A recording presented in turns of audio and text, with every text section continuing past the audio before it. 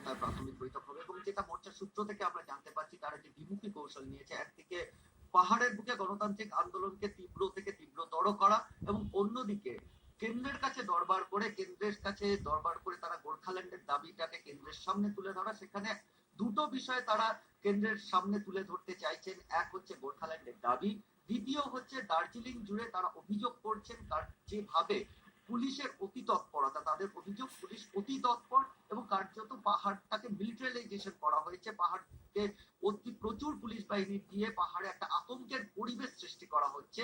সেই বিষয়টা তারা কেন্দ্রের নজর টানার জন্য তারা কিন্তু আজকে রাজনাথ সিং এর সঙ্গেও দেখা করার চেষ্টা করবেন, এমনটাই মোর্চা সূত্র থেকে আমরা জানতে পারছি।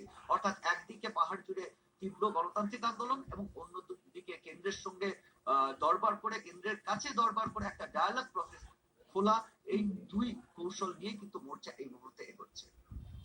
আপাতত অনেক ধন্যবাদ, তোমার সঙ্গে আবার আমরা পরবর্তীতে যোগাযোগ করব।